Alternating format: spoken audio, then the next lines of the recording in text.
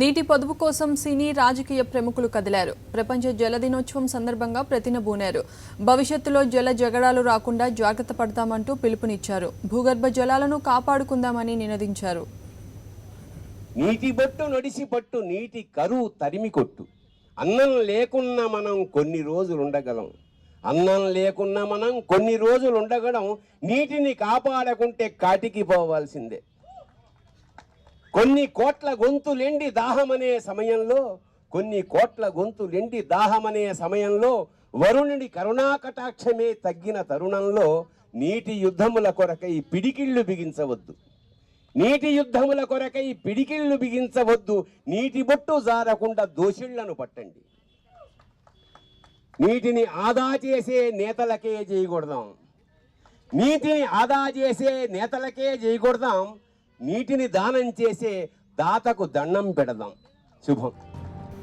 నిజమే, నీటిని కాపాడుకోకపోతే కాటికి పోవాల్సిందే.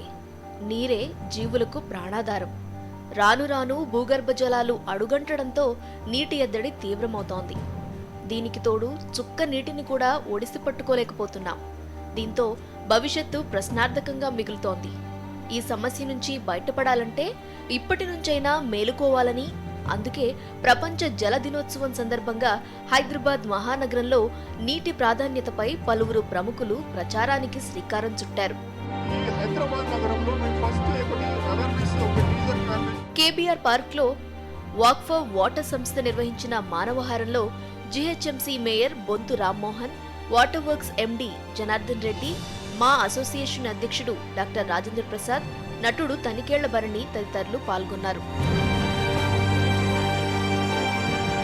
ముఖ్యమంత్రి కేసీఆర్ చేస్తున్న వాటర్ గ్రిడ్ భగీరథ ప్రయత్నానికి అండగా నిలవాలన్నారు మేయర్ బొంతు రామ్మోహన్.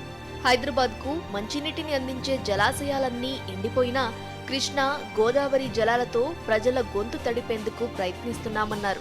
హైదరాబాద్ నగరానికి దాదాపు 108 కిలోమీటర్ల నుంచి కృష్ణా నది 3 ఫేసులు సరిపోక 4వ పైప్ లైన్ కూడా హైదరాబాద్కు తీసుకొస్తానికి కష్టపడుతున్నారు. మరి ఇళ్లలో కానీ బయట కానీ దయచేసి నీటిని చుక్క పొదుపు చేస్తే రాబోయే కాలానికి మన వారసులకు సంపాదించి పెట్టే ఆస్తి బంగారం, గోల్డ్ మైన్స్ అంతా ఇదే అయిద్దని చెప్పి హైదరాబాద్ మహానగరానికి 175 కిలోమీటర్ల దూరం నుంచి తరలి వస్తున్న గోదావరి జలాలను పొదుపుగా వినియోగించుకోవాలని సూచించారు water works MD Janardhan Reddy. గత 2 సంవత్సరాల నుంచి వర్షాలు లేవు. మనకు ఎప్పుడు ట్రెడిషనల్గా నీరు అందించేటువంటి మంజీరా, సింగూర్ అండ్ ఉస్మాన్ సాగర్, హిమాయత్ సాగర్ మొత్తం ఎండిపోయినాయి. ఒక చుక్క నీళ్ళు రావటం లేదు.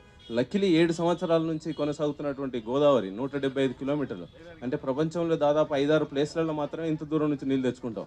లాస్ ఏంజలీస్ నగరానికి అట్లాగే వాళ్ళు 300 కిలోమీటర్ల పైగా డిస్టెన్స్ నుంచి నీళ్ళు తెచ్చుకుంటున్నారు.